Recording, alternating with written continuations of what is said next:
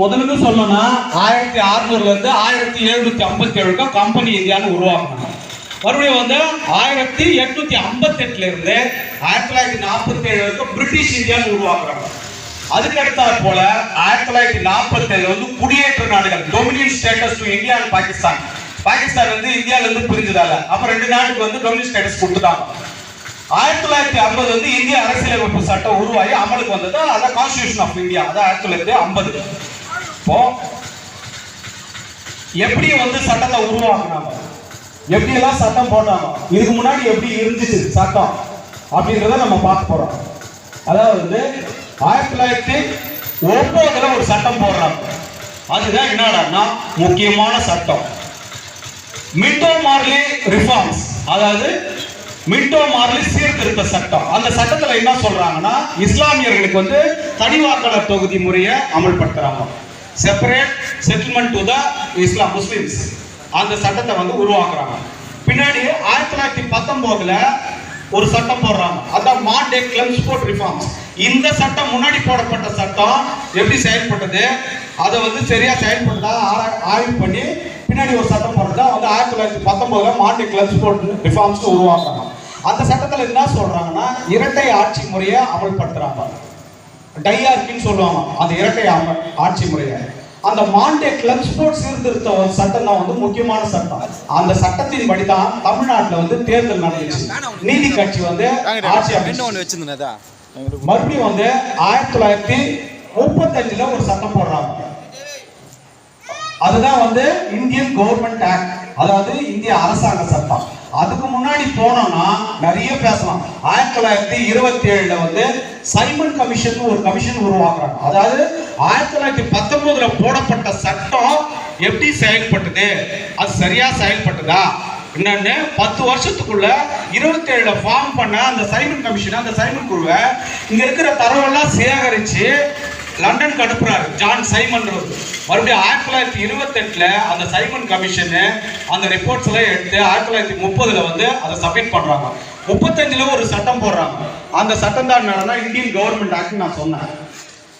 இப்ப 1940 வந்து ஒரு கான்ஸ்டிடியூஷனல் டெவலப்மெண்ட் சொல்லுவாங்க. அதாவது வந்து என்னன்னா அரசியல் அமைப்பு சட்டத்துக்கான முன்னேற்பாடுகள்னு போடுறாங்க வெள்ளக்காரங்க. அதான் என்னன்னா 1940 அது பேர் என்னன்னா ஆகஸ்ட் கொடையை உருவாக்குறாங்க. அதை அறிவிக்கிற பேர் யாரான்னா லார்ட் லின்லித்கோன்ற ஒருத்தர் அறிவிக்கிறார். இந்தியாவுக்கு விரைவில் சுதந்திரம், இந்திய வீரர்களை நாங்க போர்ல ஈடுபடுத்திட்டோம், அதற்கு கைமாறாக ஹாஸ்பிட்டாலிட்டின்னு சொல்லுவாங்க, உங்களுக்கு வந்து நாங்க சுதந்திரத்தை கொடுக்குறோம்னு சொல்றாங்க. இதுக்கு நம்ம தலைவருங்க எல்லாம் இருந்தாங்க. அன்னைக்கு வந்து காந்தியார் இருந்தார். அவர் என்ன சொல்றாரு, அதாவது இங்க போர்ல ஈடுபடுறதுக்கு ஆளு தேவைன்னு சொல்றாங்க. சாவு, அதாவது ஜனங்க வந்து போர்ல ஈடுபட்டு சாவறது முக்கியமா இல்ல இந்த சுதந்திரத்தை பெற்று நம்ம வாழறது முக்கியமா? முதல் வாழணும்னு ஆசைப்படணுமே தவிர அவங்க பிரிட்டனுக்கு போய் ஹெல்ப் பண்ணி நம்ம உதவி பண்ணி நம்ம சாவறதுன்னா அப்ப எதுக்கு இந்த சுதந்திரத்தை வாங்கி நம்ம பயன்பெறாம போறது? ஏன்னா பயன்படணும்னா வந்து நம்ம வாழ்ந்தாகணும்னு அப்படின்றாரு. காந்தி என்ன பண்றாரு 1940 இந்த ஆகஸ்ட் ஆஃபர் சொல்ற ஆகஸ்ட் கொடையை நாம வந்து ஏற்க மறுக்கல, திட்டவட்டமா அறிவிக்கிறார். காங்கிரஸ் ஏற்க மறுக்கல, அதனால நான் வந்து காங்கிரஸ் பதவியிலிருந்து வெளியே வரேன். அப்போ அன்னைக்கு இருந்த தலைவர்கள் என்ன பண்றாரு, குறிப்பா ராஜாஜி சொல்றாரு, இங்க வந்து அதாவது பிரீமியரா இருந்தாரு, முதல்வர் இருந்தார். அவர் என்ன சொல்றாரு, காந்தி தலைமை நம்மளால ஏற்க முடியாது, அவர் வந்து சத்தியாகிரகம் அகிம்சை வழியில போறாரு, நம்ம வந்து அதிரடியா இறங்கணும், இதுக்கு ஒரே வழி அதான், நம்ம வந்து டைரக்டா வந்து ஃபைட்ல, அதாவது நம்ம வந்து வெள்ளக்காரர்கிட்ட வந்து புரட்சி செய்யணும், கலகம் செய்யணும் அப்படின்றாங்க. அது காந்தி வெளியே போறாரு காங்கிரஸ் விட்டு. பின்னாடி அவர் வந்து காங்கிரஸ்ல சேர்ந்துக்கிறாரு. சரி, இந்த சட்டத்துக்கு முடிஞ்ச பிறகு 1942 வந்து கிரிப்ஸ் தூதுக்குழுன்னு ஒண்ணு அனுப்புறாங்க. இந்த தூதுக்குழு என்ன சொல்றாங்க, Stafford grips, AV Alexander, Friedrich Lawrence 3 வெள்ளக்காரர்கள் அனுப்புறாங்க. இந்தியாவினுடைய நிலையை ஆராய்ச்சி பண்ணி நீங்க வந்து எங்களுக்கு அறிக்கையை தாக்கல் பண்ணோம், ஆய்வு செஞ்சு அனுப்பணும் அப்படின்னு சொல்றாங்க. உடனே என்ன பண்றாங்க காங்கிரஸ் கட்சிக்காரங்க, அன்னைக்கு இருந்த அதே காந்தியார் அவர்கள் சொல்றாரு, இந்தியாவில் ஏகப்பட்ட பிரச்சனை இருக்குது, இப்போ வந்து இந்த தூதுக்குழு முக்கியமானு சொல்லி வங்கியே இல்லாத போது காசோலை எதுக்கு, அப்படின்னு கேட்டார். பேங்கே இல்ல, இவங்க டிமாண்ட் டிராஃப்ட் டிடிஎஸ் வந்து குத்து என்ன பாயிண்ட் கிண்டல் செய்யறாரு 42ல. அப்ப அந்த 42ல வந்து ஒத்துழையாமை இயக்கம்னு சொல்ற வெள்ளையணிய வெளியேறுன்னு சொல்லுவாங்க. அந்த இயக்கத்தை நடத்துறாரு. ஒத்துழையாமை இல்ல இயக்கம் இல்ல, வெள்ளையணிய வெளியேறு ஆகஸ்ட் புரட்சின்னு சொல்லுவாங்க. அந்த புரட்சி நடத்துறதால கைவிட்டுறாங்க. மறுபடியும் 1945ல வேவல் திட்டம் எடுத்து வராங்க. இந்த வேவல் திட்டத்தை வந்து லார்ட் வேவல்ன்றவர் வந்து இந்த சட்டத்தை போடுறாரு. இதை வந்து சிம்லால வந்து போட்டு அறிவிக்கிறாங்க. என்னன்னு, இந்த இணக்கமான சூழ்நிலையை உருவாக்கணும். இந்த காங்கிரஸ் முஸ்லிம் பிரச்சனை வந்து ரொம்ப பிரச்சனையா இருக்குது. ஏன்னா வந்து ஜின்னா வந்து பிடிவாதமா இருக்கிறாரு. நாட்டுக்கு சுதந்திரம் கொடுக்கும் போது வந்து அதை வந்து எங்க கையில கொடுக்குது, அதாவது என்ன பிரதமர் ஆக்குங்க, நேரு ஆக்காதீங்கன்னு இந்த மாதிரி சில பிரச்சனைகள்லாம் வருது.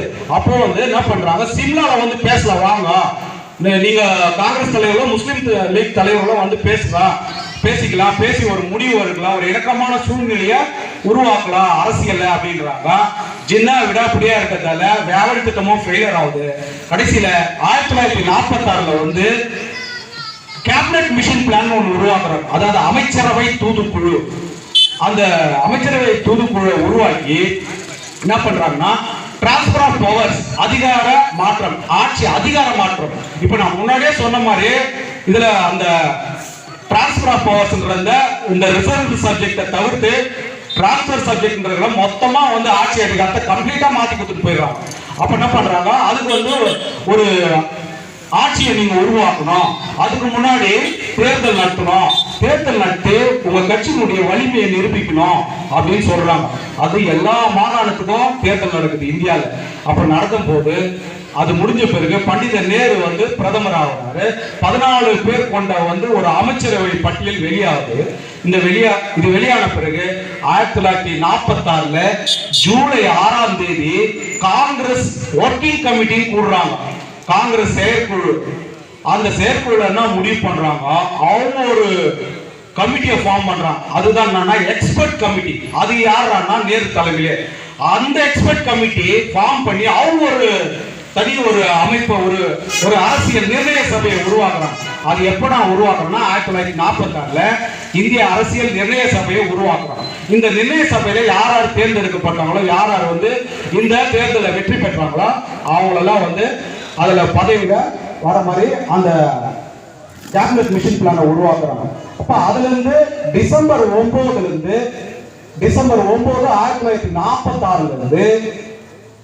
1949 நவம்பர் 26 வரைக்கும் நடக்குது. இதுதான் வந்து கான்ஸ்டிடியூஷன் அசம்பிளி. இது ஃபார்ம் பண்ணதுல மொத்தமா எவ்வளவு கூட்டங்கள் நடந்தது, எப்படி அந்த அரசியலமைப்பு சட்டம் உருவானது, இத பத்தி வந்து இந்த டிசம்பர் 9ல இருந்து 1946ல இருந்து 1949 நவம்பர் 26 வரைக்கும் படிச்சுனாவே போதும்.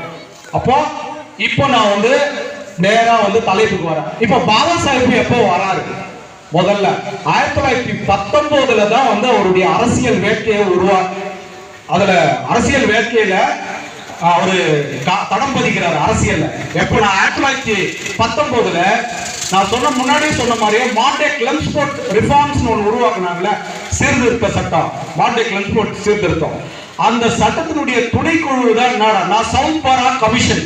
அந்த கமிஷனுடைய நோக்கம் என்னடா, வயது வந்தோர் அனைவருக்கும் வாக்குரிமை, advance franchise to all the citizens of India அப்படின்னு சொல்றாங்க. அப்ப அந்த சட்டத்தினுடைய நோக்கம், இந்த சட்டத்தின் பிரகாரம் தான் பாபா சாஹிப் அம்பேத்கர் என்ன பண்றாரு, போயிட்டு நேரா மெமரண்டம் சப்மிட் பண்றாரு.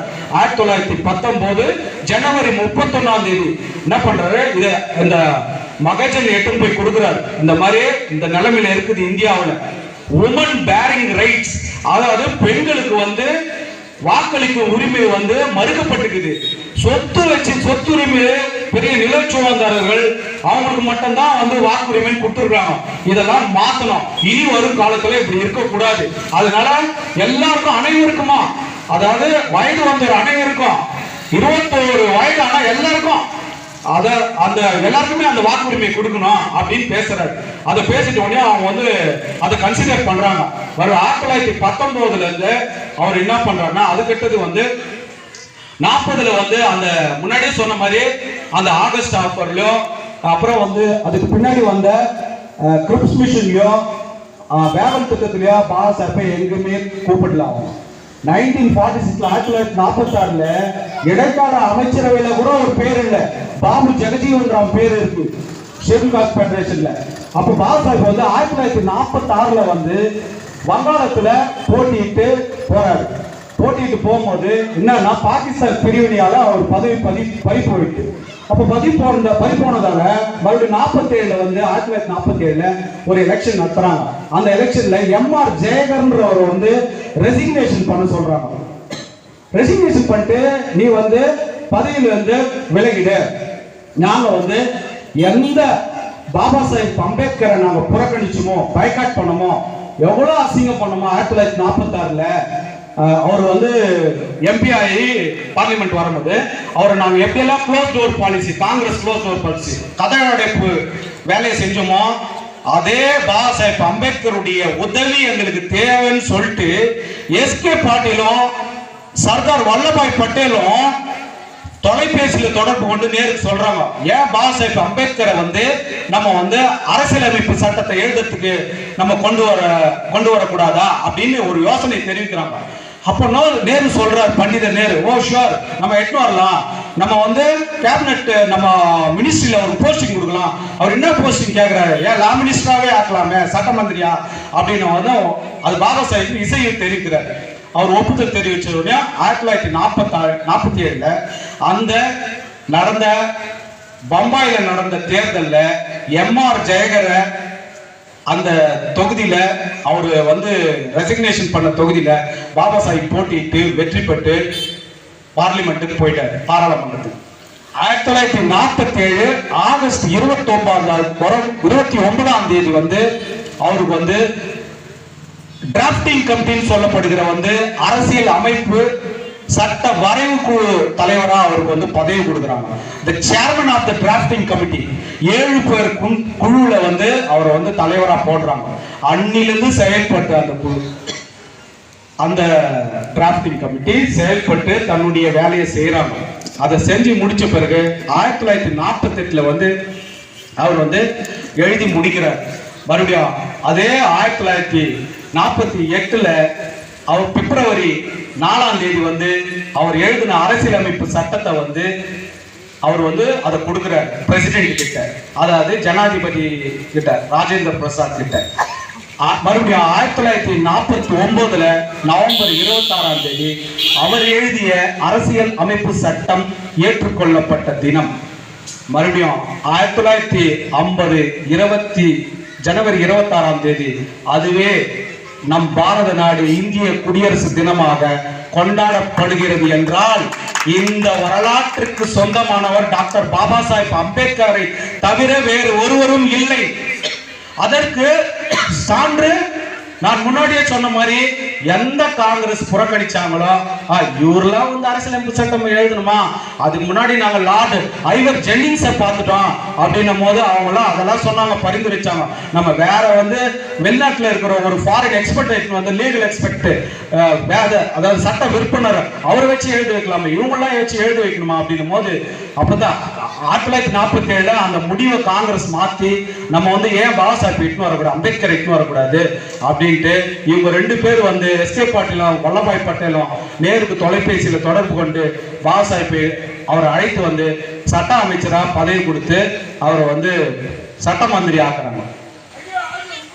1950 வந்து குடியரசு ஆன பிறகு அவர் செய்த ஒரு சில விஷயத்தை மட்டும் நான் சொல்றேன். ஏன்னா அந்த டிபேட்னு சொல்லுவாங்க, அதாவது அந்த விவாதங்களை எப்படி எப்படியெல்லாம் பங்கேற்றாரு, அவரை எப்படியெல்லாம் வந்து கேள்வி கேட்டாங்க.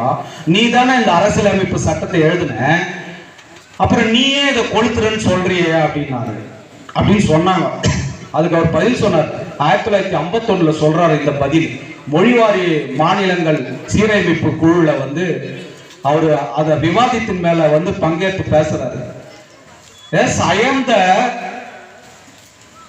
I am the father of the constitution அப்படின்னு சொல்லிட்டு இந்த சட்டம் ஒருவேளை பயன்படலன்னா நான் கண்டிப்பா எரிப்பேன்னு சொன்னேன். I am the first person to burn it. நான் என்ன எழுதணும் I written what I have return.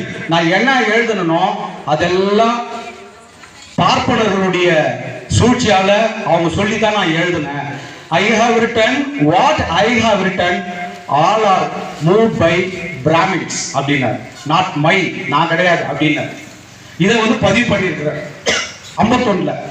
இதை வந்து பதிவு பண்ணிருக்காரு. ஆனா அது ஒரு விஷயமா வந்து இதுவே வந்து தீர்வா இல்லை. அவர் அந்த வெறுப்புல சொல்லி இருக்கிறாரு, ஆமா இந்த சட்டம் நீ தானே எழுதுன அப்படின்னு கேக்குறாங்களா, நீ தானே எல்லாம் பண்ண, நீ தானே பேசின அப்படின்னு. ஆமா நான் தான் பேசினேன். ஆமா இது ஜனங்களுக்கு நான் பயன்படுத்தலாம், வெகுஜன மக்களுக்கு பயன்படலாம். முதல்ல நின்று நானா இருந்தா அதை கொளுத்துவேன் அப்படின்றாரு பாசர். அப்புறம் வந்து இந்த ஜனநாயக முறை பார்லிமெண்டரி டெமோக்ரஸி அண்ணன் சொன்ன மாதிரி சொல்றாரு.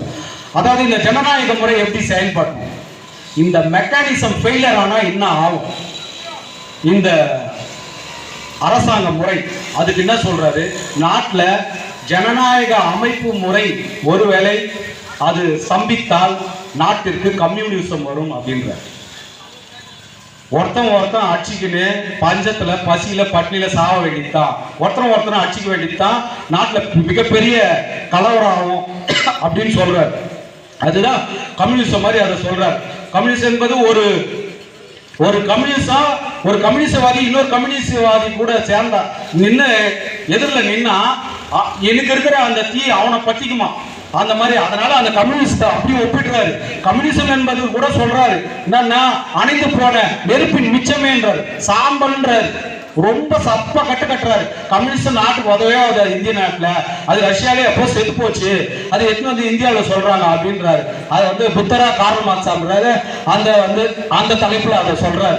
இப்போ இந்த ஜனநாயகம்ன்றது வந்து என்ன சொல்றாருன்னா, democracy is a form and method of government whereby revolutionary changes in economic life and social of the people are brought about without bloodshed. அதாவது என்ன சூப்பரா என்ன அழகா நேர்த்தியா சொல்றாரு பாருங்க. அதாவது இந்த எந்த ரத்தமோ எதுவும் இல்லாத அழகா வந்து இந்த ஜனநாயக முறையில மக்களுக்கு ஒரு பொருளாதார முன்னேற்றமோ சமூக முன்னேற்றமோ அதை கொண்டு வருவதே உண்மையான ஜனநாயகம்.